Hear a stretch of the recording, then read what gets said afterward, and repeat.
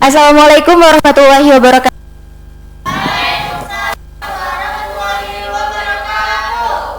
Bagaimana kabar kalian hari ini? Sudah siap belajar semuanya? Oke. Silakan sebelum pembelajaran dimulai hari ini, silakan kepada ketua kelas Mas Yoga untuk memimpin doa terlebih dahulu.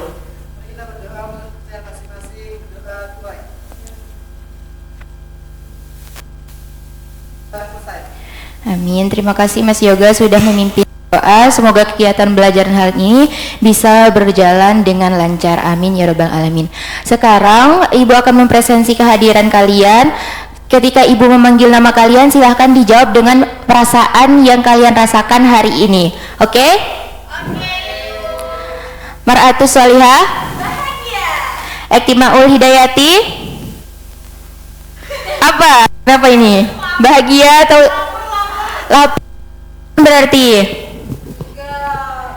Mia? Yoga? Lapar juga. Yulfa? Ngantuk? Tidur jam berapa? Astagfirullah.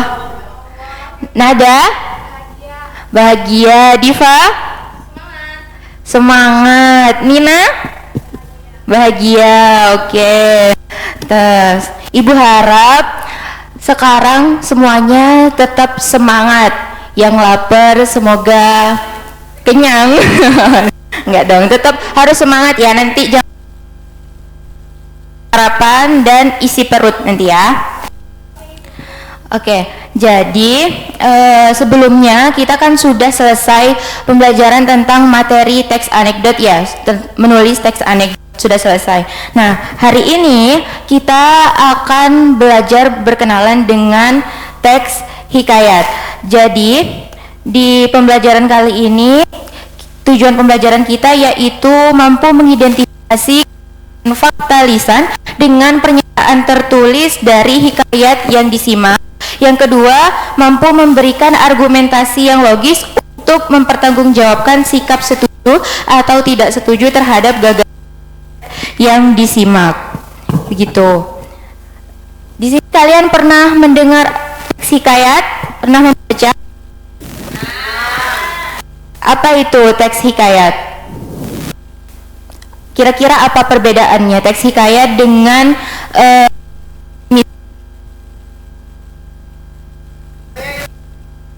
Mas Yoga? Menurut saya hikayat dan teks hikayat itu ada pada unsurnya. Ya jadi hikayat itu cerita lama Ibu yang banyak unsur tidak masuk akalnya. Gitu. Sedangkan cerpen itu lebih modern dan ceritanya itu lebih realistis gitu Ibu. Oke, terima kasih Mas Yoga atas jawabannya. Benar. Kalian, apakah cerita lama atau hikayat ini masih bisa memberikan pelajaran yang bermanfaat sehari-hari sekarang? Masih? Kenapa? Karena banyak nilai moral seperti kejujuran atau keberanian. Betul. Ada lagi? Karena bisa jadi pelajaran dalam hidup. Betul. Iya Mbak Diva gimana?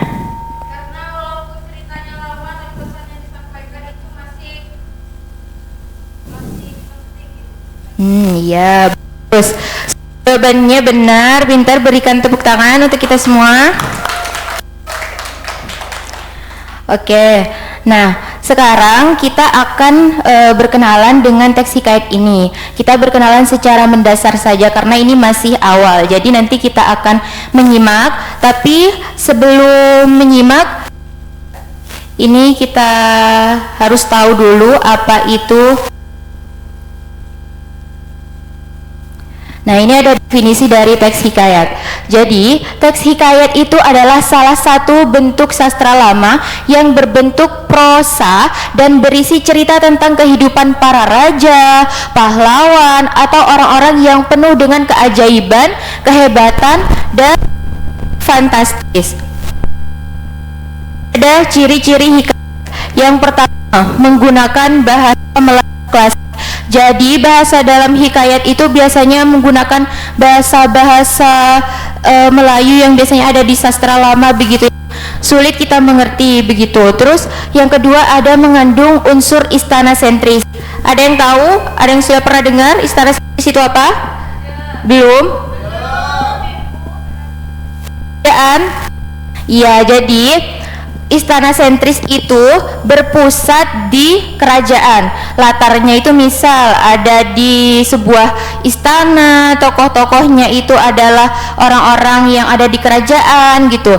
Terus yang ketiga bersifat anonim, penulisnya tidak diketahui. Coba kalau kalian mendengar cerita-cerita lama gitu, apakah kalian mengetahui siapa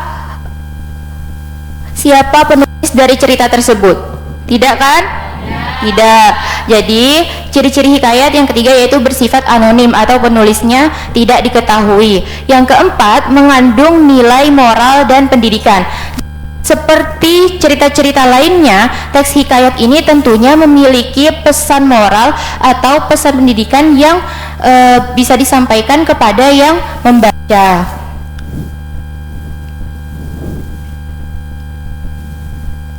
Nah, di sini ada nilai-nilai dalam hikayat. Yang pertama ada nilai moral, yaitu nilai yang berkaitan dengan kehidupan sosial dan masyarakat, nilai-nilai kebaikan. Kemudian ada nilai sosial, ada nilai budaya, ada nilai religius yang biasanya berkaitan dengan keagamaan, dan nilai edukasi atau pendidikan. Nah, ini contoh teks hikayat, judul-judulnya ada hikayat Hang Tuah, hikayat Raja-Raja Pasai, dan hikayat Bayan Iman.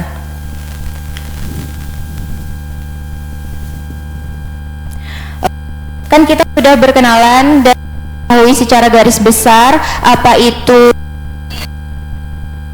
Jadi sekarang akan untuk menyimak. Jadi ibu akan melakukan sebuah cerita hikayat, dan di sini ibu akan membagikan lembar kerja peserta didik kepada kalian yang harus kerjakan. Jadi begini, ketika kalian menyimak, kalian mengidentifikasi fakta-fakta yang ada di sini, yang di lembar kerja peserta didik ini, begitu.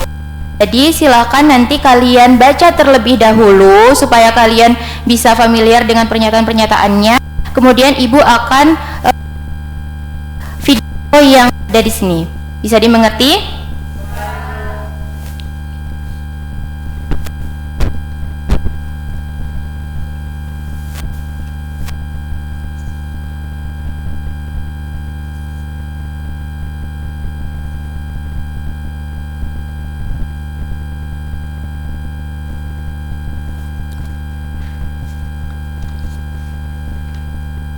Bentar ya, ibu ambilkan alat tulisnya.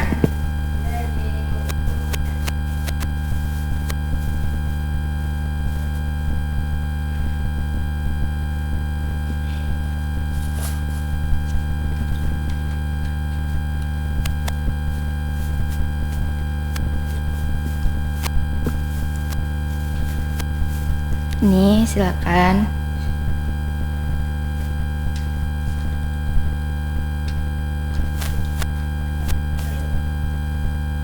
Ping.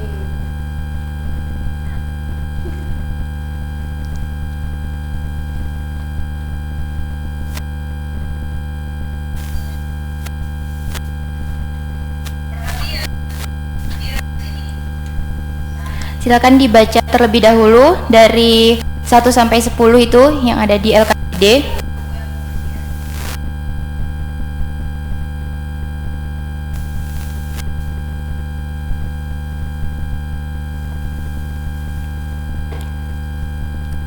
Sudah dibaca? Oke, jadi untuk mengerjakan LKPD ini silakan kalian fokus ya, dikerjakan sendiri-sendiri, jangan berdiskusi dengan temannya. Ya, jadi kan ini untuk kegiatan menyimak kita kan perlu fokus.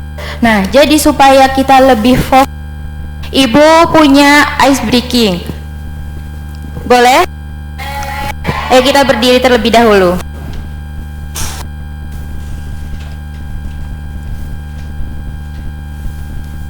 Oke, Nama SBQ-nya itu ada tepuk fokus. Fokus itu terlebih dahulu. Tepuk fokus. Melihat, mendengar, memahami, fokus. Sudah paham? Ayo kita coba sama-sama ya. Tepuk fokus. Melihat, mendengar, memahami.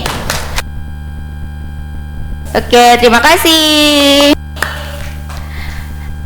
Sekarang kita simak bersama-sama ya.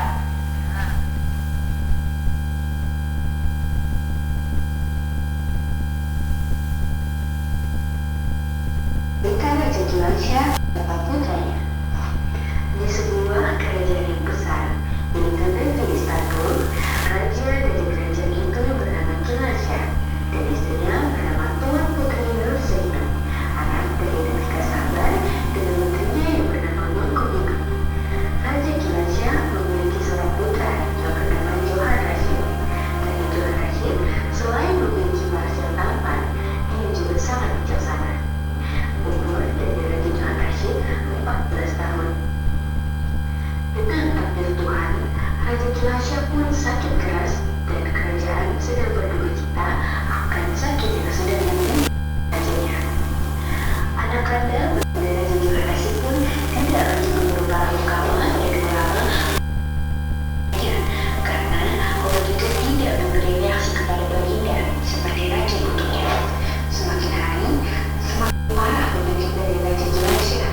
Karena merasa dirinya tidak akan bertahan lama, maka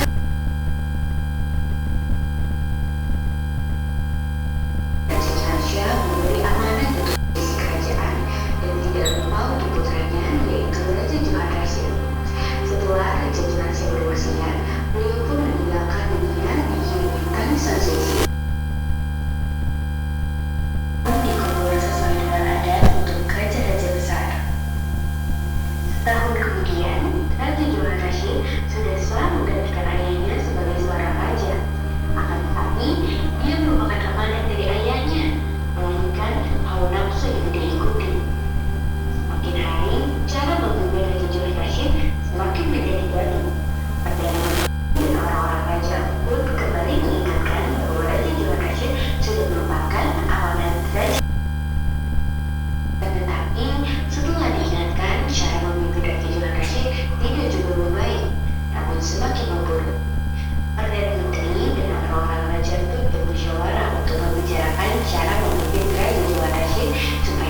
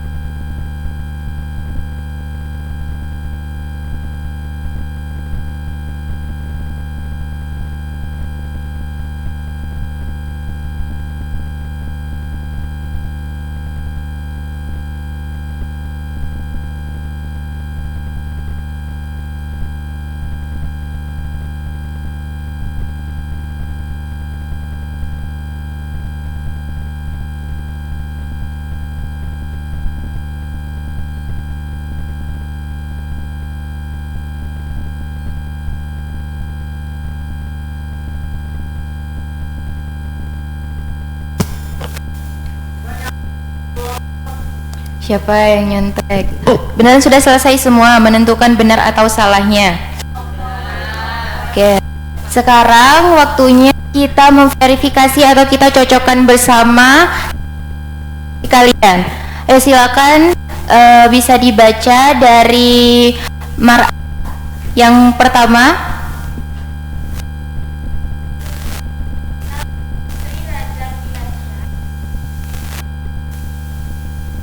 Benar atau salah? Benar.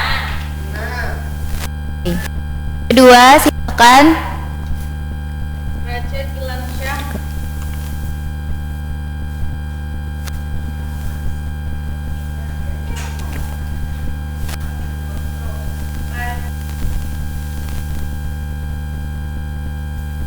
Raja Kilansyah memilih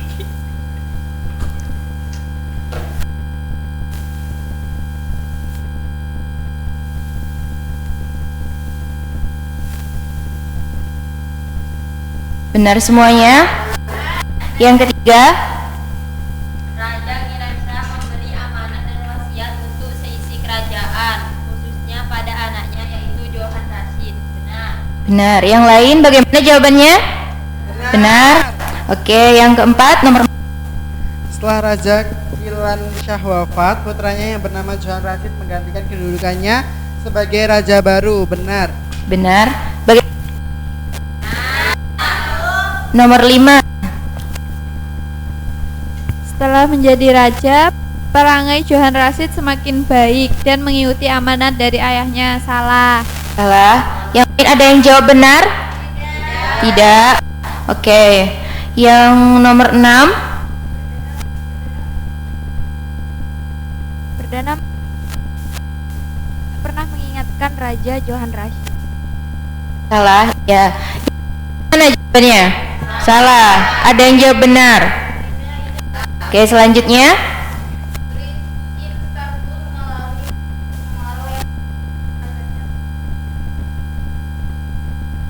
Benar. Yang lain?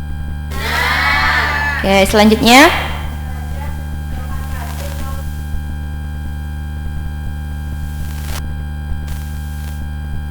Salah. Oke, yang lainnya bagaimana? Salah. Yang benar gimana sebenarnya? Tidak mau mendengarkan. Oke, yang 9. Mbak. Oh ya, silakan Nada.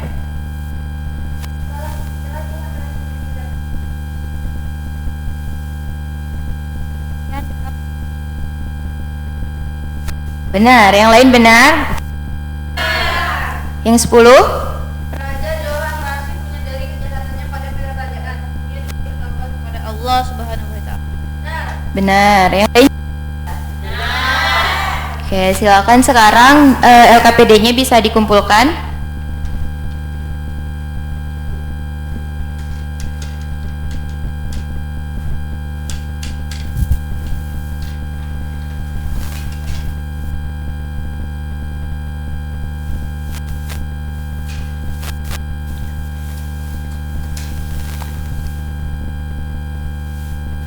Oke, teman-teman, karena kita sudah menyimak bersama, terus tadi kita sudah menyelesaikan tugas 1 atau LKPD 1, yaitu kita mengidentifikasi benar atau salah dari pernyataan yang kita simak, begitu ya. Kemudian sekarang kita masuk ke kegiatan kedua.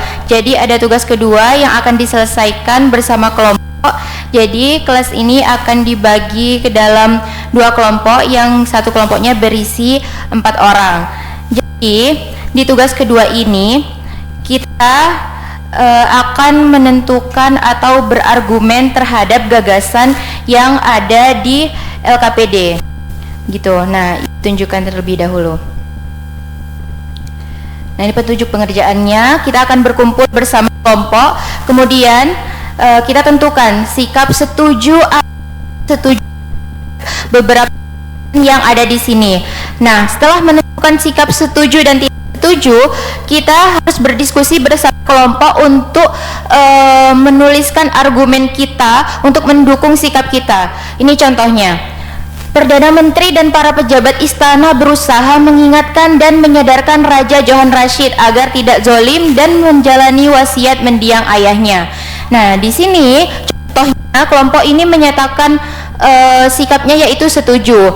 Kemudian ini gagasan atau argumen yang memperkuat sikapnya yaitu tindakan pejabat dan Perdana Menteri itu sangat benar dan wajib dilakukan. Alasannya, mereka itu memiliki tanggung jawab ganda yaitu melayani raja dan rakyat. Jadi jika raja berbuat salah atau zalim, pejabat itu tidak boleh diam saja. Mereka harus berani mengingatkan, mengembalikan raja ke jalan yang benar sesuai amanat agar negeri itu tidak hancur. Ini menunjukkan loyalitas sejati yaitu loyal kepada kebenaran dan kesejahteraan umum, bukan sekadar loyal kepada jabatan raja. Nah, contohnya begitu. Nanti ada beberapa pernyataan yang harus kalian tentukan sikapnya kelompok, apakah kelompok setuju atau tidak. Menentukan harus berdiskusi bersama kelompok untuk membuat gagasan baik kalian begitu. Nanti setelah kalian menentukan dan kalian akan ada sesi presentasi dan diskusi saling memberikan jawaban begitu. Oke, Ibu silakan untuk menentukan kelompok, mau berhitung atau pilih sendiri, pilih sendiri atau gimana?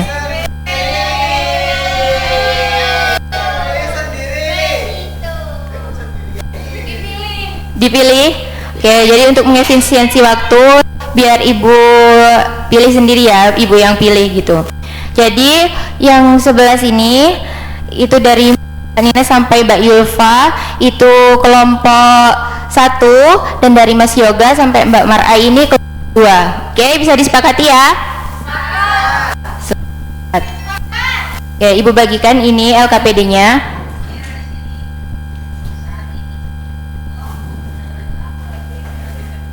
Diisi identitas kelompoknya terlebih dahulu ya.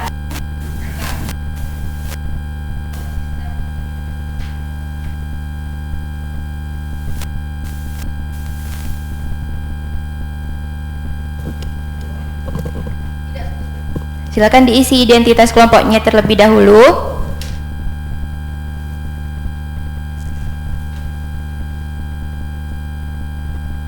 Sudah diisi? Ibu beri waktu 15 menit cukup ya untuk berdiskusi. Oke, silakan sekarang ya, silakan berdiskusi bersama kelompoknya. Semua harus aktif untuk memberikan argumen terbaiknya.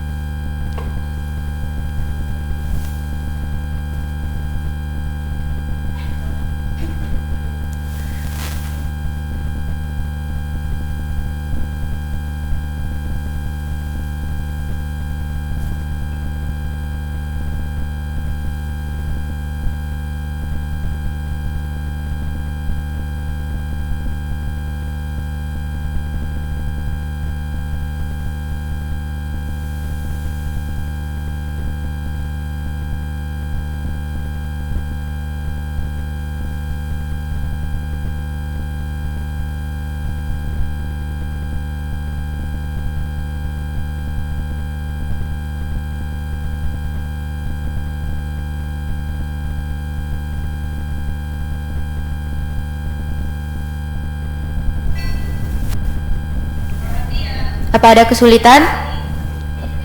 Tidak.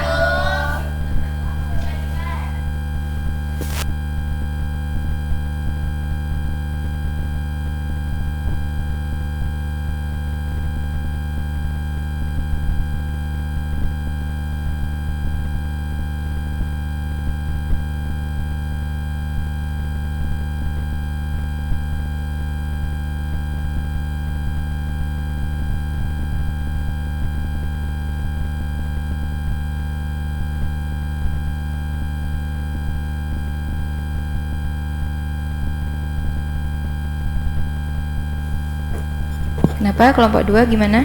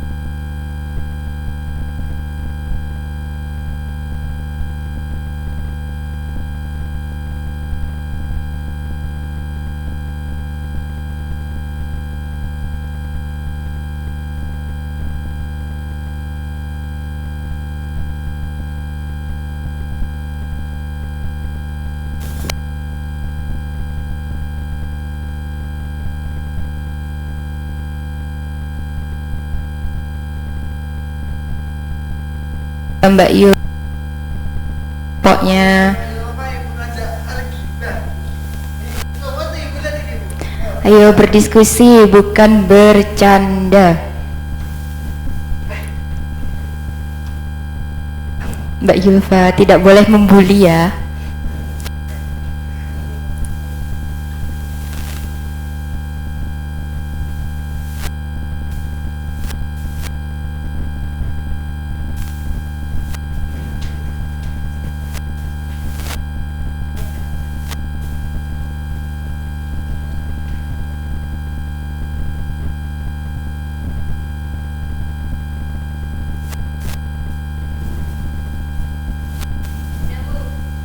Sudah? Belum? Oke, menunggu dari kelompok 2 ya, karena waktunya masih ada sisa 5 menit lagi.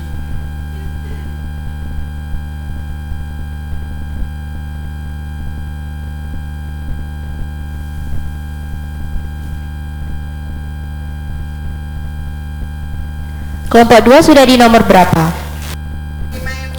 Oke, silakan diselesaikan.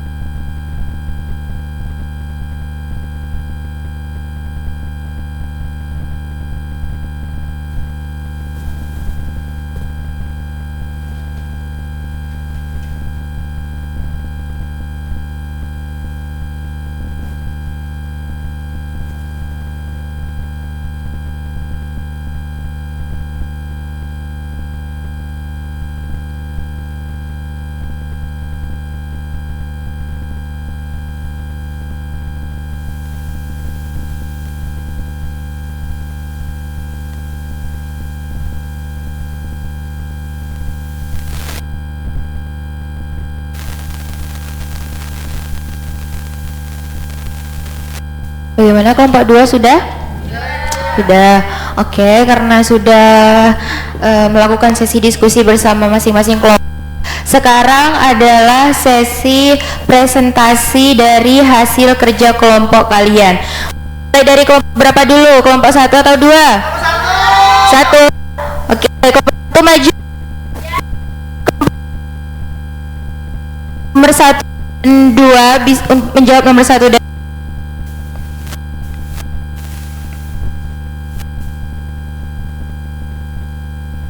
Oke, yuk, saya dimulai.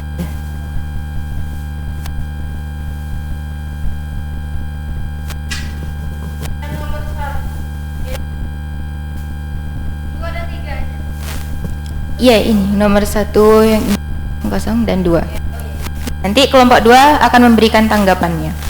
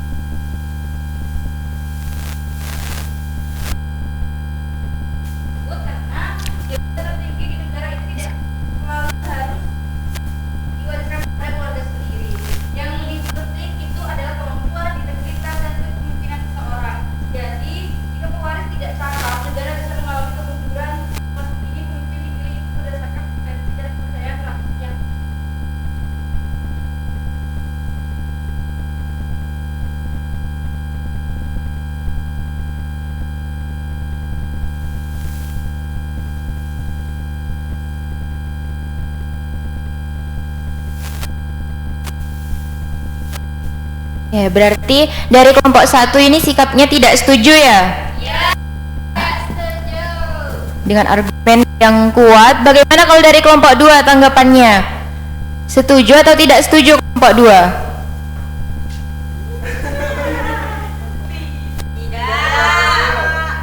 Tidak setuju. Kenapa? Kenapa? Kenapa? Karena jabatan sebaiknya diserahkan pada orang yang paling mampu, bukan berdasarkan pada hubungan kekeluargaan. Ya, berarti sama ya?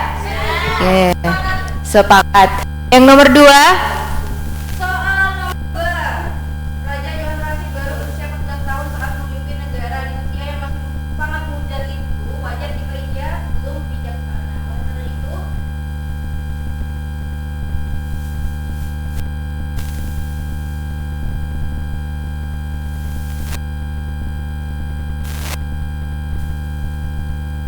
saya setuju karena kenapa? Usia muda itu memang dapat menjadi faktor kurangnya pengalaman ya betul memang. Tetapi Raja Johann Rashid itu tetap bertanggung jawab atas keputusan dan tindakan. Selain itu, Perdana Menteri mengingatkannya. Oleh karena itu, kesalahan tidak sepenuhnya dibebankan kepada satu pihak saja. Seperti itu. Oke, terima kasih kelompok 1. Gimana dari kelompok 2? Ibu dengan banyak Bertentangan ya dengan kelompok 1. Akan berikannya.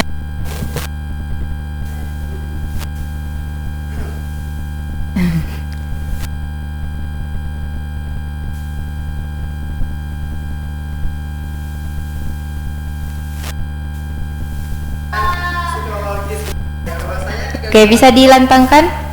bahwasanya kegagalan itu merupakan kegagalan di cerita itu ya ibu, yaitu merupakan kegagalan bentuknya itu kegagalan struktural ibu dari pengasuhan politik seperti itu ibu. Nah kita logika saja ibu, di mana ada anak berusia 14 tahun diberikan jabatan segitu besarnya dan dituntut dengan tanggung jawab yang sebesar itu, iya kan ya? Yang salah masih belum siap gitu. Yang salah itu bukan sebenarnya kalau dari kacamata kita itu bukan dari Raja Johann Rashidnya, tapi dari Perdana Menteri dan juga para pengurus-pengurusnya yang tidak bisa mendidiknya dengan tepat seperti itu ibu. Karena di video juga diceritakan bahwa Perdana Menteri cuman menasihati, mengingatkan saja ibu. Oke. Berarti masing-masing kelompok punya yang kuat begitu ya? Kelompok 1 mau menyanggah. Mau supaya kita membaca.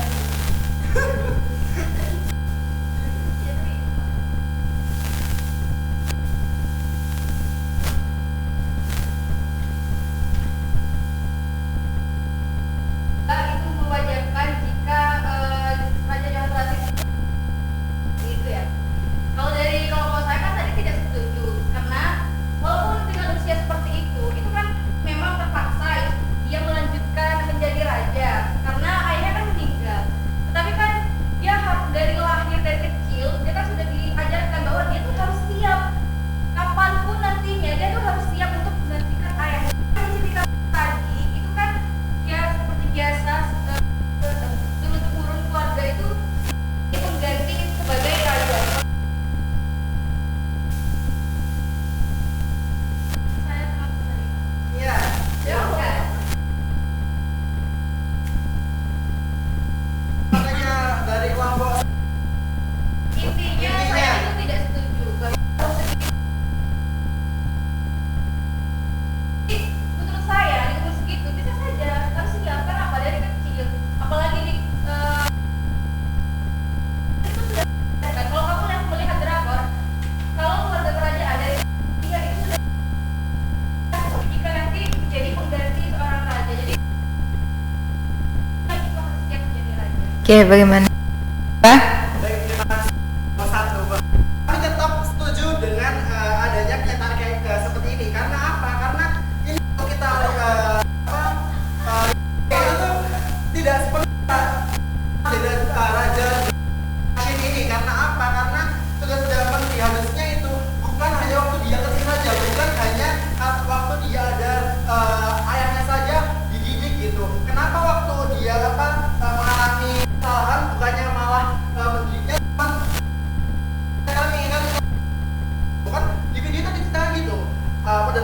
cuman mengingatkan sekali atau dua kali ya. Yang pertama itu waktu selang 1 tahun apa namanya menjabat seperti ini.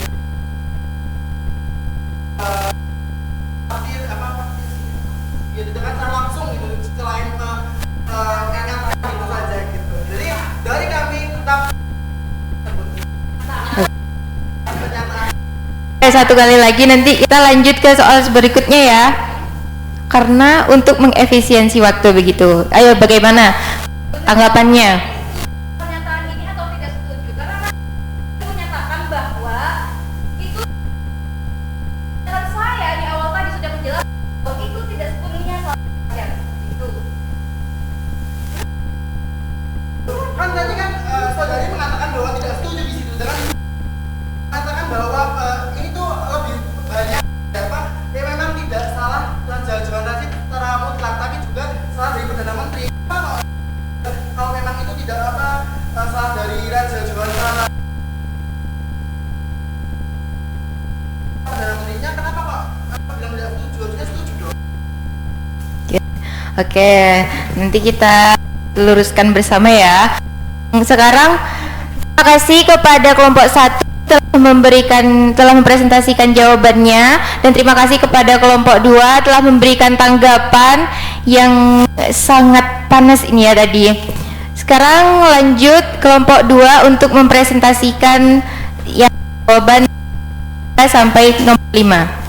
Nanti seperti sebelumnya, kelompok 1 juga memberikan tanggapan kepada kelompok 2.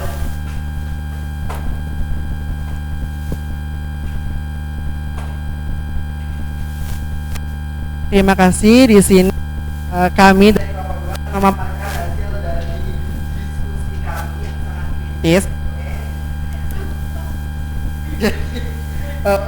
Ya, pernyataannya yaitu hikayat ini membawa gagasan bahwa krisis yang menimpa suatu negara seperti hancurnya sektor yang hancurnya sektor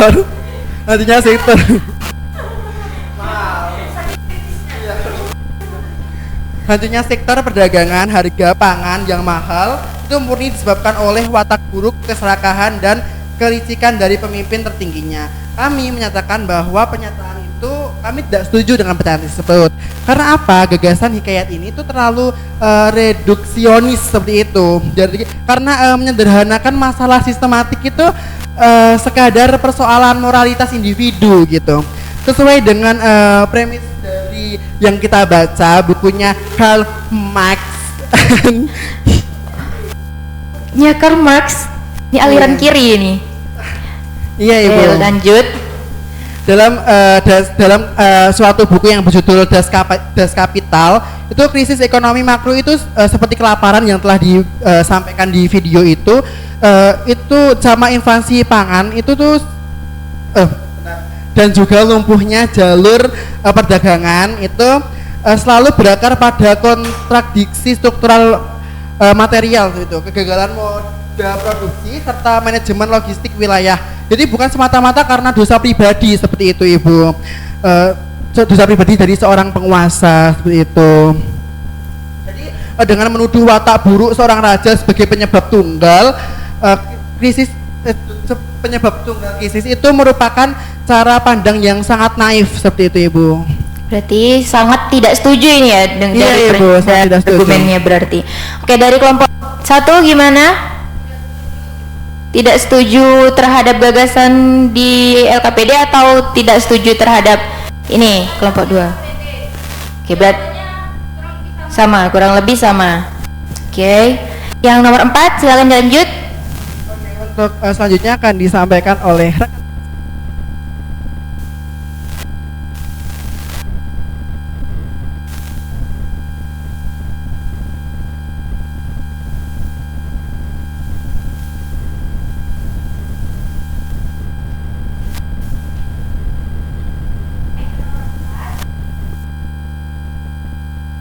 menunjukkan gagasan bahwa ketika seorang pemimpin mulai mengabaikan orang dan menutup telinga dari kritik orang-orang di sekitarnya seperti Perdana Menteri dan pembesar, maka roda pemerintahan di negeri tersebut dipastikan akan binasa dan hancur.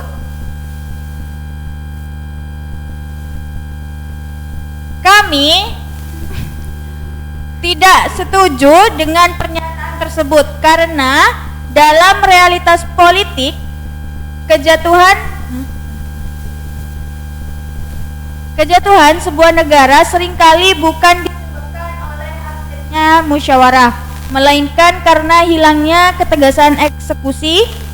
Dalam Niccolò Machiavelli, Apa itu? Apa itu, Mbak?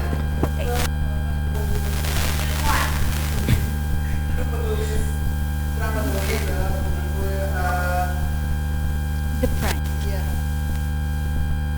Bagaimana bunyinya? dalam buku The Prince, beliau mengingatkan bahwa para pembesar dan penasihat istana seringkali menyampaikan kritik atau saran demi mengamankan kepentingan faksi atau kelompok mereka sendiri. Kemudian menutup telinga dari elit oligarkis terkadang justru diperlukan demi sentralisasi kekuasaan yang stabil.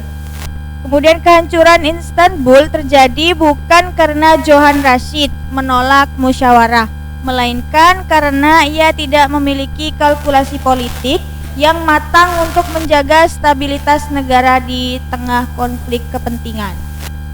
Sudah? Sudah. Oke, kalau dari kelompok jawabannya. Bunyinya gimana? Bunyinya gimana, Mbak? Sudah? Oke, yang nomor 5 sekarang lanjut.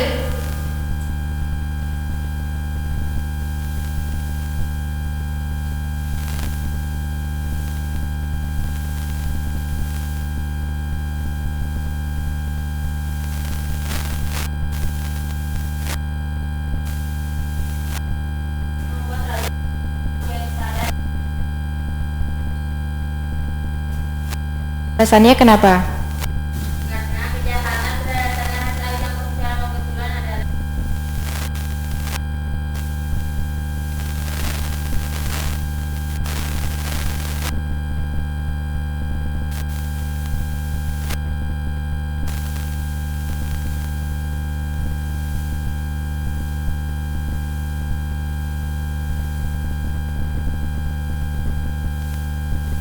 Oke, kalau kelompok 1 gimana? Hah? Kenapa? Kenapa setuju alasannya? Setuju, karena kalau tidak dari hal kejadian tersebut Raja Rashid itu tidak akan bertobat kepada Allah. Dia akan tetap ngerasa bahwa itu tuh bukan murni kesalahannya seperti itu. Tapi kalau dengan adanya kejadian perampokan atau kejadian-kejadian di luar batas manusia, dia pasti bakal sadar gitu. Itu namanya kan pelajaran hidup. Mungkin kejadian tersebut memang dikasih sama yang di atas agar dia tuh sadar dan berubah menjadi pribadi yang lebih baik gitu. Gitu. Sudah cukup dari kelompok 2? Oke. Oke, argumentasi masing-masing ya. Tapi kejahatan itu esensinya tetaplah kejahatan. Berarti kita bukan kejahatan tersebut ya untuk orang lain. Kalau kita sendiri itu harus mengingatkan orang lain cara yang baik dan dengan cara yang seharusnya, begitu. Oke, terima kasih kepada kedua kelompok. Silakan untuk kelompok 2 duduk kembali. Beri aplaus untuk kita semua. Oke, terima kasih teman-teman. Karena ya ini LKPD-nya minta dikumpulkan.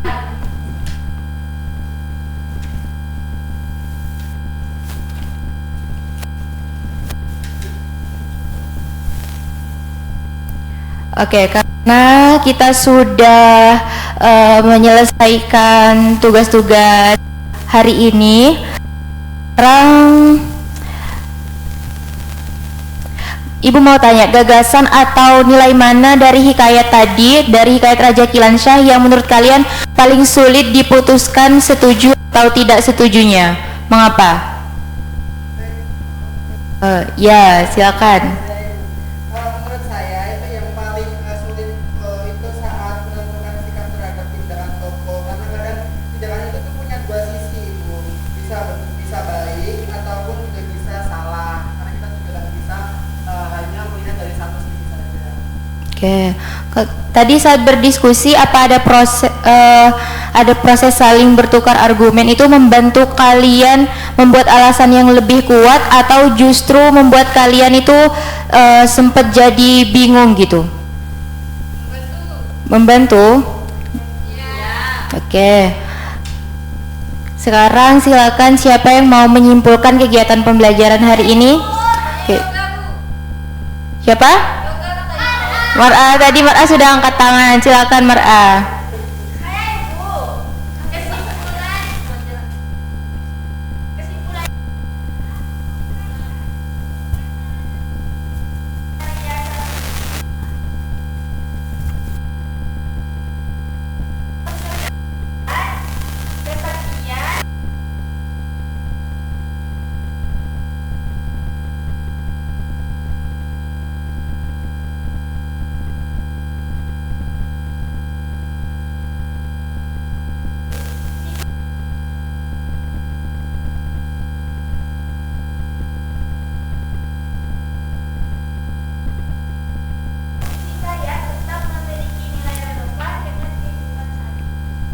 Ya, terima kasih Mbak Mar'a sudah menyimpulkan.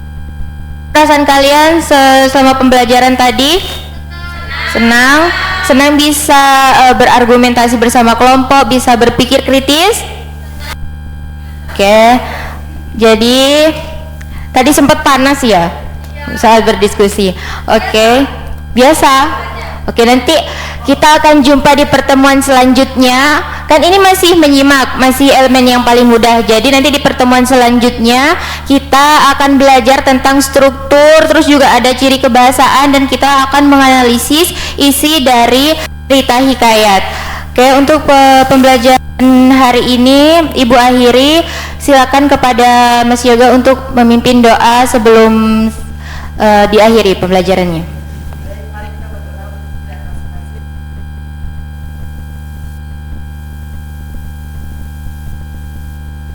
Amin. Amin. Oke, terima kasih semuanya. Ibu akhiri, wassalamualaikum warahmatullahi wabarakatuh.